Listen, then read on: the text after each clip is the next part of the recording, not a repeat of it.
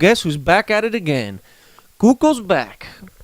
So yeah, guys, I was away for a little bit, so I just thought, you know what, let me give these guys some time in order to catch up with all these podcasts, listen to all of them, because I do know that sometimes I just throw a bunch of them at you guys, and people have lives, people have jobs and stuff. You don't have time to listen to like 20-minute podcasts and stuff. So I gave you guys a little bit of time to catch up, and while I did that, I saw a movie that I've been wanting to see all year, but it did come to my city in the theater, but I didn't have time to go there. It was like a one night only. It was a pain in the ass. So it was for The House That Jack Built. Now, oh man, this is going to be a long podcast because this movie is... Okay, so let me just give you the gist of it. This movie really feels to me like Henry. You guys remember that movie from the 80s, Henry, A Portrait of a Serial Killer? It was like super realistic, super dark, super straight up to the point, very like deep into the mind of these very sick people, serial killers. So, let's start it off. So the movie's broken into different incidences. I think it's 5 of them if I remember correctly. And, it's giving us a deeper look into the mind of what could be the thought process of serial killers or a serial killer. And I mean, this movie really, really takes it all the way with the thinking patterns, the way that they feel and stuff like that. I mean, sometimes they don't feel at all, but we'll get into that. So right off the bat, Matt Dillon, my man, you knocked it out of the park. That performance was like the performance of your career. I mean, look, Matt Dillon's amazing. He was in Crash, which is like a modern masterpiece, okay? That movie's a modern masterpiece of cinema history, okay? But Matt Dillon outdid himself in this movie. This movie is like his movie. At least for me, he will always be remembered for Crash and now for the House That Jack Built, because this movie is very, very good. Very great acting. Everything else is great. So let's just keep going. So he's an engineer in this movie, but he wants to be an architect. So like he's obsessed with architecture. And basically in the movie he says that his parents wanted him to be an engineer because it would be a normal path for him to take. Obviously that didn't work out because he turned out to be a serial killer. So, but yeah, he's really smart, very smart guy. He's very organized. He has OCD, like extreme OCD. We'll talk about that in a little bit. So right off the bat, the first incident is with Uma Thurman, and bro, this woman is unrecognizable. She looks completely different. I didn't know it was Uma Thurman. I'm like, okay, this lady looks like Uma Thurman, but I don't think it's her. And then I look up the cast on my phone while I'm watching this movie, and I'm like, oh my god, that is Uma Thurman. Wow, man. I mean, she's old and shit, but dude, fucking age did not go well with her, man. But whatever, she looks okay for her time, but whatever. This is not what the movie's about. I'm just saying, Uma Thurman's in it. That's very nice, and she does this like nice performance, but like it was a little extra. She was like, oh, you're a creep, because she stopped on the side of a road, right? And Matt Dillon pulls up in his van, his famous van in this movie. He's like, oh, do you need help or something? She's like, oh yeah, my jack doesn't work for the car. And he's like, yeah, because it's broken.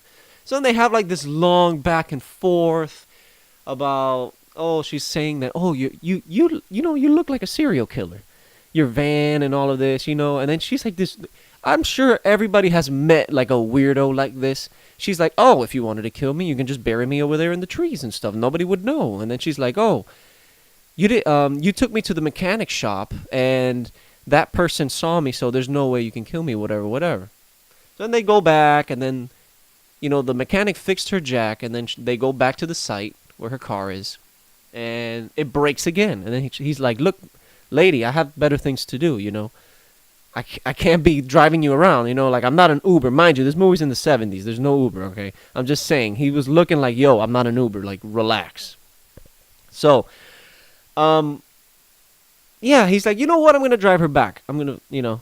So, like, there are parts in this movie where you see the character Jack has some sort of an inch of sympathy for people, but then, that just goes right out the door with what's going to happen right now. So they're on the way back to the mechanic shop again for the second time. And she's like, you know what? You're not a serial killer. I lied. You know what? You're too much of a wimp to kill somebody. And then, he just hits the brakes. He grabs the jack, hits her in the face, boom, he kills her. And that's our first kill. It, the whole time I was waiting for this. I'm like, okay, when is he gonna just because she just doesn't shut up, and these serial killers, they get annoyed very easily, and she's just going on and on and on about this, and she thinks she knows it all. I was waiting the whole time, the tension was. By the way, the tension in this movie, the build up to the kills is amazing because the whole time you're like, oh my god, when is he gonna do it? How is he gonna do it? And you feel so bad for these characters. It's like, oh my god, it's like a ticking time bomb. This movie.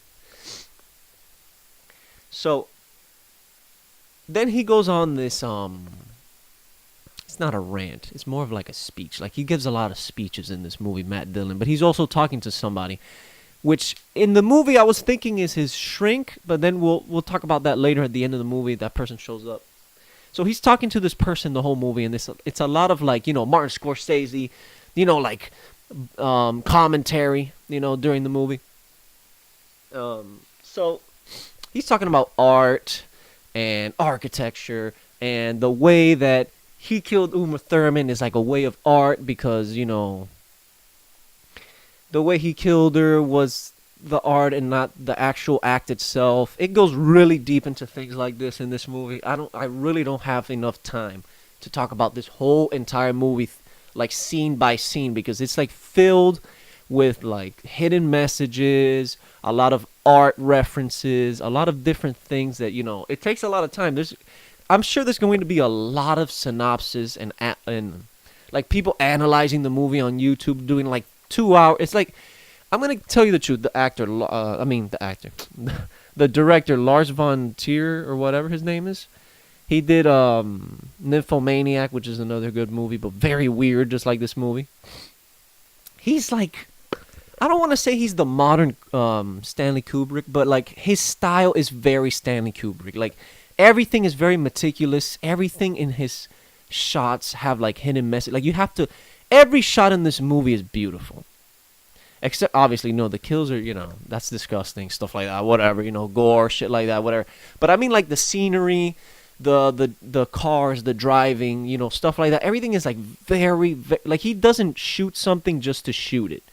He takes his time with taking his shots in this movie, and everything is very beautiful. The cinematography is, out of this world. I loved it. It felt like the 70s, and that's very hard to pull off these days, because you know what? People are like, hey, I want this movie to feel like it's the 70s. Let's get some 70s cars. Let's find a town in the U.S. that has some brick walls, and boom, there you go. It's hard. But this movie actually felt like it was the 70s. Okay, I'm going way out of my list of things I have to talk about this movie. This is going to be a very long podcast, obviously. This is a very deep movie. Okay, so... Oh yeah, so then he starts explaining to the other character that he's speaking to during the commentary. He starts talking about this freezer that he bought. I think the road was called Prospect Avenue. It's this brick, it's these buildings, and the sign is broken, and he bought this freezer, this super freezer off this guy. And he was explaining the story about how he bought the freezer, and the freezer came with a lifetime supply of pizzas, and it was pretty funny because he's I only ate one of those shitty pizzas, and I don't know, I find it hilarious. There's a lot of things in this movie that aren't that funny. It's like American Psycho, where it's not trying to be funny, but it's hilarious, you know what I mean? There's a lot of scenes like that in this movie. So, Act 2, he goes up to this woman's house. Mind you, a lot of these incidences, they don't really give that much backstory, but you can kind of figure it out if you watched enough like Forensic Files and stuff like that, like okay, Act 2, it just goes boom. It just starts off at this woman's house, and he knocks on the door, and he's trying to get in. And mind you, in my eyes, I think he was probably stalking her for a little bit because the way he was acting, the way he was talking. So he starts talking to this woman at the door, and he lies to her right off the bat. He's like, "Hey, I'm a police officer."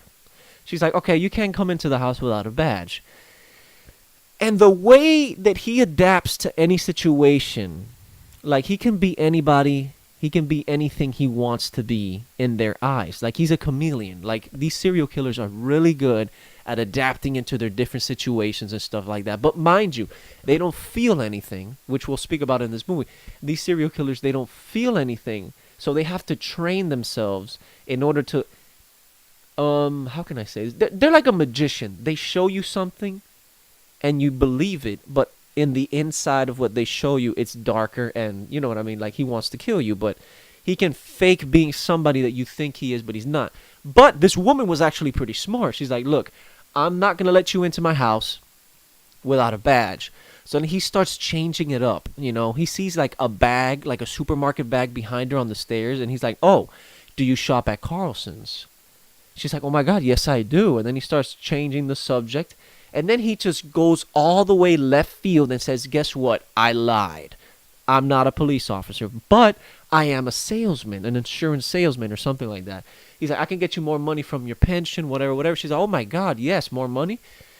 So somehow this woman, she gets tricked into, how can I say this? She gets tricked into letting him in the house. Somehow this man, Jack, is like the Michael Jordan in this movie. You're gonna figure this out. He's like the Michael Jordan of serial killers in this movie, basically. Like he gets away with so much, it's insane.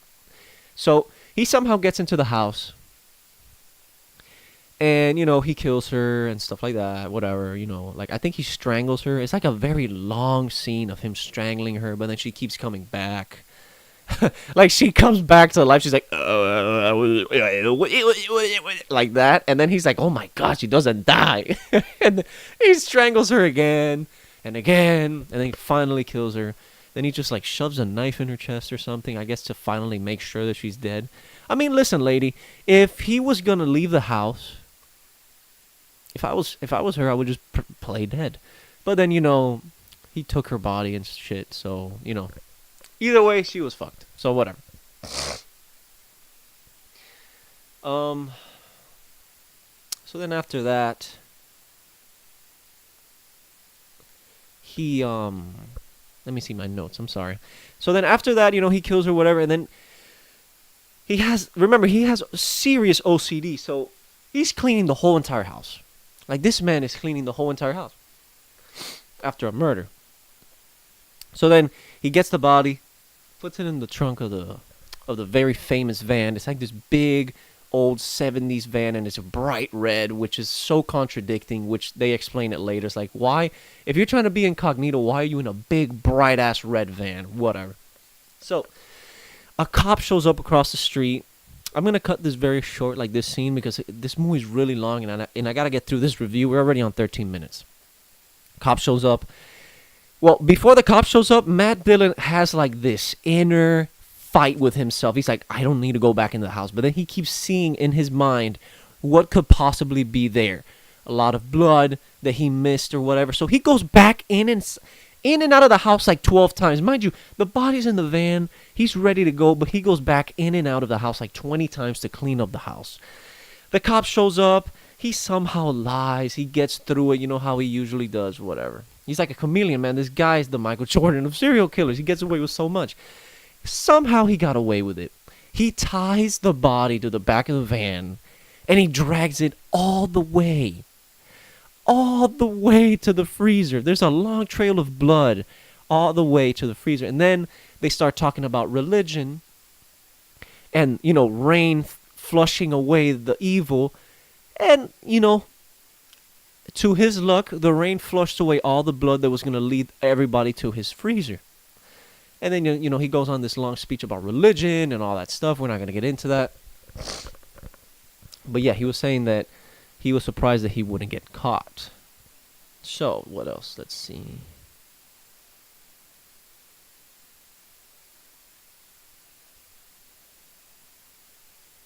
So then he starts posing her for pictures.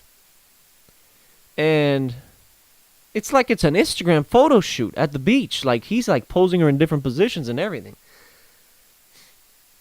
And, you know, like, it was hilarious. So yeah, the tension in Act 2, like with the cop and stuff, it had me going crazy because this guy is risking everything in order to clean this house again. Like, mind you, the cop is across the street and he's taking the body out of the back of the van and he's throwing it in the side of the house. Like, this guy had balls the size of minivans. I swear to God, he had big balls doing this, man. So, mind you, as the cop was checking the house, he was checking the living room for the rest of the evidence. This guy was insane. Okay, so let's see, because I skipped a few parts. Oh yeah, so the track of blood, da da da. So there's these scenes in between the in between all the acts where he's like holding signs and he's throwing them away. It's like straight up ripped off. Well, not ripped off because it was a little bit cool. It's Matt Dillon throwing the signs away like Bob Dylan did in that video back in the day. He does that a lot in this movie. So there's a scene in his house when he's practicing human emotion. He's like, smile, like he's trying to practice how to smile, how to convey that he has emotion to other people. That way he can blend into society. Mind you, he has pictures of people around his mirror. He's practicing and shit. It's pretty fucking crazy, guys. Like, I'm pretty sure there's people who actually do this. So he's amazed by not being caught. And the person that he's speaking to is saying that his whole life he was probably wanting to be caught, wanting to be chased, wanting to be wanted, to have affection. You know what I mean? Like, these people chase wanting to be wanted.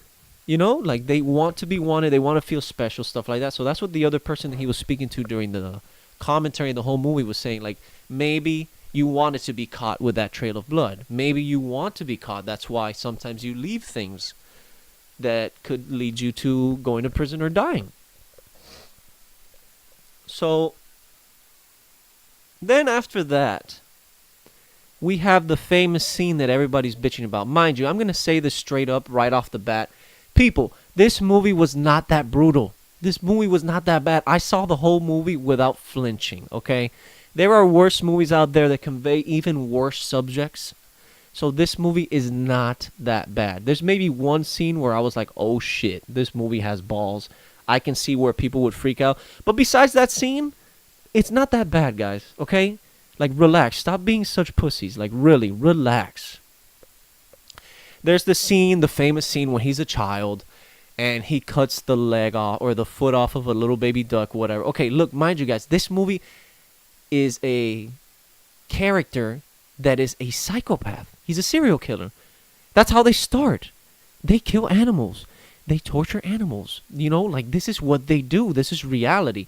If you know what this movie's about, if you're walking into the movie like, okay, this is a movie about serial killer, this is not a friendly, vegan, Whole Foods, like tamed, rated PG-13 serial killer movie. This movie is telling you straight up what they think, what they do, how they are led to this monster that they become. Their childhood is fucked up, guys. Okay? Everything is fucked up in this movie because he's a psychopath. He's a serial killer. Like, come on. Wake up. This movie is about a serial killer. Okay. So, yeah, he has an obsession with strangling people. He loves to strangle people in this movie. I can tell it's very 70s, like killers back in those days, they were really into, like, strangling people, like the Strangler, the whatever Strangler. They were really into strangling people. I don't know why, but whatever. So there's a funny part in this movie where he goes back to the freezer because he didn't like the way that the photos came out. And this dude pulls this body out like if it's like a turkey for Thanksgiving. He throws it in the van And then he takes it back to the murder scene to take pictures. And then on the way to the murder scene to take the pictures, he sees an old lady, and guess what? He's like, yeah, you know what? Fuck it. I'm gonna run her ass over and take that body with me too, to pose for the pictures. This guy, man, let me tell you, Matt Dillon, you really outdid yourself. You were nuts in this movie. You were insane, man. This movie was hilarious, but not intentionally, but like he's like, you know what? Boom, let me run over this old lady and take her ass with me. And you know what? He actually liked it. He enjoyed the way that the old lady complimented the other body when he was taking the pictures. Dude, this guy is crazy, insane. So then he takes these pictures and he pulls a Zodiac. He sends them to the newspaper, and his name is Mr. Sophisticated. He even gave himself a name. And then the newspaper clippings, he glues them around his mirror where he practices. And, you can tell that he sent a few pictures because it says strike again or strike again, whatever. So then we go into this very long explanation about the murders and how at first it makes him feel good and amazing and powerful, but then the pain creeps up on him and the pleasure starts going away and drifting away like a junkie or a alcoholic would. You get that first rush of whatever that you're doing, whatever drug or whatever alcohol that you're doing, and then it slowly slips away, and that will lead you to wanting to do more, which leads you to being addicted. He did a nice little explanation about that, which was very interesting. I love the way this movie is diving straight into the mind of a psychopath. I can tell that the director did a lot of research and shit. I appreciate that. You know what? I appreciate that filmmaking. Oh, man. Okay, so this is the scene where I was like, holy shit, this movie has balls. This movie is extreme. This part was extreme. So he was explaining to the other person he was talking to the whole movie. He's like, hey, I did have sort of a family. So I guess he was dating this woman, and she had 2 kids, before him. And he takes them hunting, and he gives them these red hats and stuff like that. I'm going to cut this scene short because, mind you, we're running on 22 minutes, guys, and I still have a lot to talk about. Long story short, one of the kids was a little grumpy.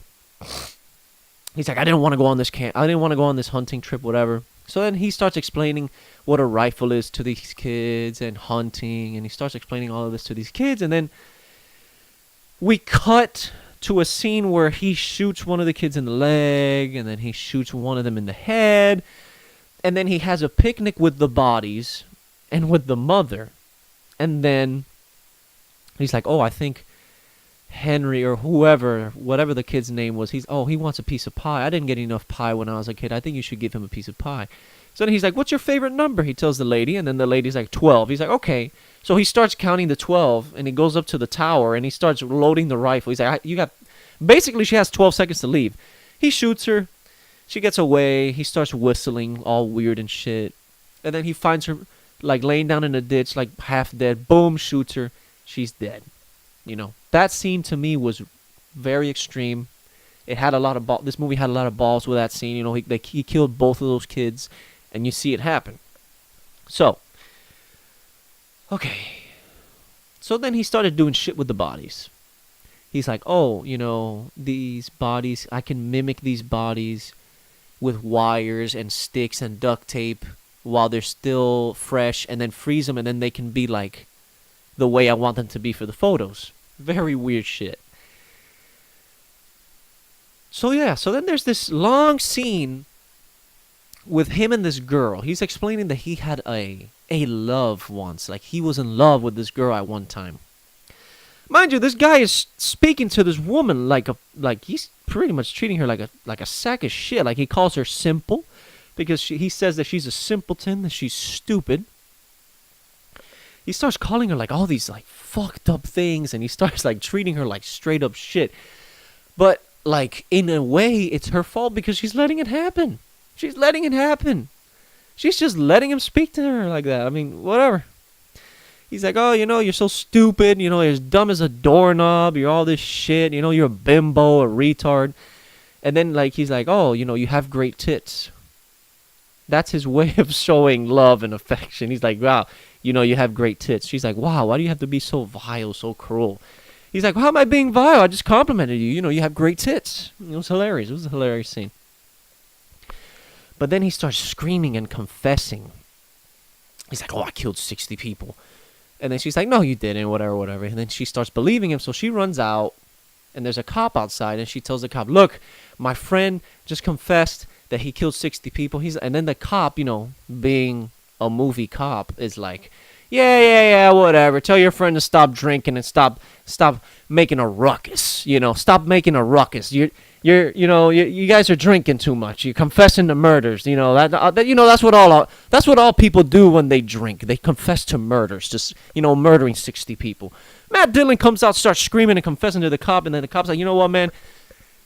Excuse me, miss. I need you to take your friend, go back inside. You guys are freaking out. You got to stop drinking. He pulls out. He dips. So then, Simple's like, you know what? Whatever. I guess he's not a killer. She puts him into the house, and he's sleeping on the couch, all innocent and shit. And then, she's like, you know what? I'm going to get you some pills to make you feel better. She starts calling her friend on the phone. And guys, if you're young and you don't know that phones had cords, Google it. Yes, I'm not lying to you. Phones did have cords. The cord was cut. So then she realizes, holy shit, this guy was actually going to kill me. So she goes to the door. Boom! Motherfucking Matt Dillon is like, where are you going? Huh? You running away from me or whatever? And then she's like, no, I was going to get you pills. He's like, I'm not going to take some random pills. What do you think? I'm stupid like you? Simple or whatever he called her? Man, my goodness, this movie got away with a lot of shit. That was pretty cool. It was funny, like he's saying all this shit and she's just standing there taking it. I found it a little bit funny, like that's not how somebody would react, she would be like, fuck you or whatever. So then he says something that's really true these days, something that's very true. He tells her, I want you to start screaming for help. She starts screaming her head off. Help me! Help me! Ah! Help me! Whatever. Nobody answers. He's like, wow, what great neighbors you have. Nobody has came to help you. Mind you, this is a big apartment complex, guys. There must be at least 500 people around her apartment. This is a real complex. She lives in like the middle. Not a single person came. He's like, you know what? Let's try the window. This guy is crazy, man. This guy's risking everything to show her that nobody gives a shit. Excuse me. So she starts screaming out the window, help me! Whatever. He says it, not a single light turned on, not a single person came to help you. And it's true. Mind you, this movie was based in the 70s, but even in today's age, it's worse. People hear people screaming, people hear gunshots. You know what? They don't do anything. Nobody wants to help each other anymore. Nobody wants to help each other anymore. Everybody is, I want to do everything for myself. Everything is themselves. They don't care about what happens to other people. They don't care. They're like, you know what? You're getting murdered. Too fucking bad, lady. You shouldn't have let Matt Dillon in your house and slap your tits around like he did in the movie. So, eventually, he ties her up.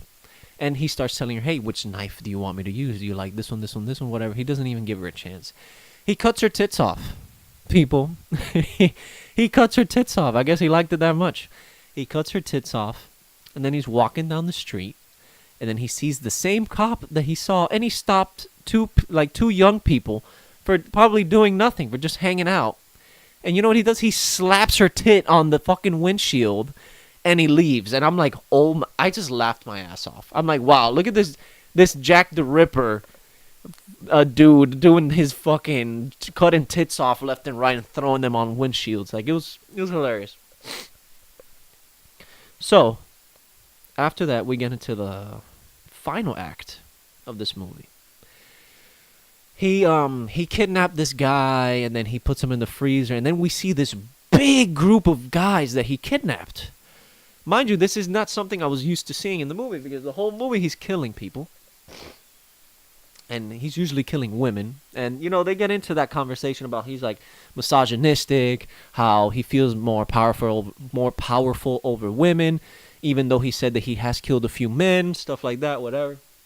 So it's a bunch of dudes, and they're all like on their knees, and there's like this bamboo stick holding their heads in place, and he has a gun at the end of the freezer. His rifle that he, the one that he used to kill the kids and his wife, his girlfriend or whatever she was. So he's saying to them, okay, this is a Full Metal Jacket.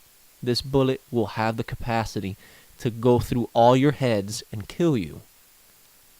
So he has them all lined up, and he's planning on using one bullet to kill all these people. Pretty creative. I mean, yeah, pretty creative, whatever. And then the recent guy that he kidnapped says, hey, that's not a Full Metal Jacket. And he looks at the bullet, he's like, fuck, you are right. You are very right.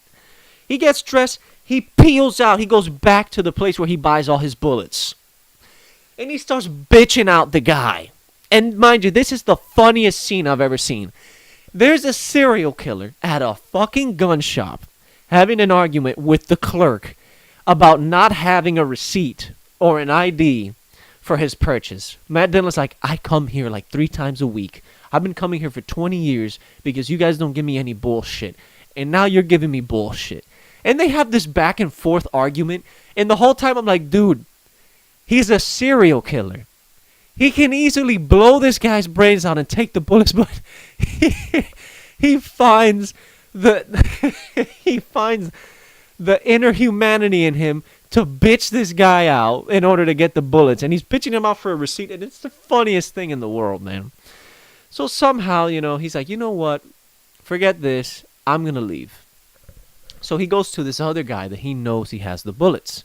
He lives in a trailer. He goes to the guy. The guy has a gun. He says, hey, Jack, the cops were here the other day looking for you, so I'm gonna turn you in. Whatever. He somehow finds a way to kill him. He gets the bullet. The cop shows up. He kills the cop. He takes the cop's car. He doesn't even know how to turn off the siren. The whole time, my TV was blasting with this old 70s siren. The whole time. It was so annoying. Jesus Christ. He parks the car outside of the freezer. He's like, all right, finally. I'm gonna pull the trigger, and I'm gonna do what I need to do, and I'm gonna finally get this done, And then he's like, man, this rifle is too close to the people. I can't focus. So he finally opens the door of the freezer that he could never open in the movie. He puts the rifle in there. It's a perfect shot. And then he hears a voice from the darkness in the other section of the freezer, and it says, Jack. And he's like, what? He turns on the light, and then we just go into this from this moment on, guys, it's a full-on Matrix moment, okay? Like, the ending of this movie is straight up like Dante's Inferno meets the Matrix. So the guy that he's been speaking to the whole movie is in the corner of the room, and he's like dressed up like a priest or whatever. His name is Virgil or whatever. And he's explaining to him like, hey, what happened to that house that you didn't build? He's like, you have time, you can build a house. So this guy builds a house out of the dead bodies. It is insane. It's a little house built out of dead bodies. It's crazy. So then the cops show up, obviously, because dipshit Matt Dillon's character forgot to turn off the siren, so it led them right to him. So they start like blow-torching the door, and then, they start firing shots through the hole, and then he somehow finds a hole in the floor in the middle of the house. So then basically the rest of this is like a crazy descent into hell, a Dante's Inferno. Crazy, like, journey to hell, basically. You have a scene where they reenact a famous painting, which I think was part of Dante's Inferno, which is when they're on the boat, on the sea, like in the sea with all the dead souls trying to come out into the boat and shit. It's really, it's a beautiful shot, It's like a beautiful recreation of that painting. It's very well done. Like, you got guys, these people really put a lot of time and effort into this movie, and a lot of people are bashing this movie. But listen, man, it's not. To me, it's a very good movie. It's amazing. I loved it. To me, it's a perfect movie. But I can see where there's a lot of flaws. There's a lot of things that people don't like the shit with the duck, and there's some footage of Hitler when he was talking about icons, but he was not talking about Hitler, okay? He was not talking about Hitler. I'm not even gonna get into that section of the movie, but there's footage of Hitler, whatever, and people are bitching and shit. But I don't think he's a Nazi. I don't think the character at all is a Nazi. So, yeah, he's doing this descent into hell, and we get like a bunch of weird imagery. There's like blood falling from the walls as they're walking in slow motion, and then there's a scene where they're like in these caves. Like, mind you, Matt Dillon and the other actor are in a real cave with water up to their chest for this movie. It's crazy. They didn't have to do that, but they did it. So after that, there's this section in hell. He's like, well, we made it to hell. You wanted to know everything, right? So he shows him this bridge, and a bridge that Matt Dillon's character Jack obviously burned long, long ago during his life. It's a bridge from heaven and hell, okay? So basically, the metaphor is he burned that bridge when he started becoming like a piece of shit and killing people and becoming a horrible human being. And his chances of going to heaven, a.k.a. crossing the bridge, were destroyed many years ago. Even the man that was leading him to hell was saying that, obviously that man was a subconscious character that he created long ago. Okay, I'm not going to get way too into this. We're already at 36 minutes. 36 minutes, guys. Okay, so basically on the other side, you see like this stairway. And mind you, these guys that made this movie, they really fucking did amazing with this set. When I saw that stairway, I thought Stairway to Heaven. It's like this it's like this stairway, and it's like in my mind is what I would picture it to be, the stairway, to heaven if there was like a stairway. So then Matt Dillon's like, hey, can I just climb across these walls and just go to heaven? And then, Virgil, the guy that was leading him there, is like, hey, you know what? I've seen a lot of people try, but they died, so whatever. So he's like, you know what? I'm going to take my chances. And he starts climbing on the wall, and then Virgil's like, goodbye, Jack. Basically saying, you're going to fucking die. You're not going to make it to heaven, no matter what you do. So he starts climbing on the wall, whatever, and then obviously he falls to the bottom of the lava and he dies. And that's the end of the movie. Guys, this is my longest podcast. But it's for a good reason. This movie is crazy. It had me like biting my nails. Because there were a lot of scenes where it was so realistic and it was so like you felt like you were one of the victims in the room with him and you felt so helpless. You know what I mean? Like you felt like there was no way I could get out of this. And to me that is good filmmaking. They did things with this movie that I was not expecting. Like everybody was talking about this movie and they were saying, "Oh my god, this movie is so brutal and this and that." In reality, it wasn't. It was pretty much, I don't want to say it's a modern masterpiece, but I could see this being a classic down the line because, mind you, this movie is very Stanley Kubrick. Super Stanley Kubrick. This is like Shining level. This is like Eyes Wide Shut level where there's a lot of things that even I still don't understand and I want to explore. This movie, in one take, you can't tell me what this movie's about. This movie has so much to it that you got to dig deep. You got to analyze it. I'm sure there's going to be a lot, like I said, there's going to be a lot of people doing that. So all in all, guys, if you like horror movies, if you like movies about serial killers, stuff like that, if you find that stuff interesting, like Forensic Files, stuff like that, watch this movie.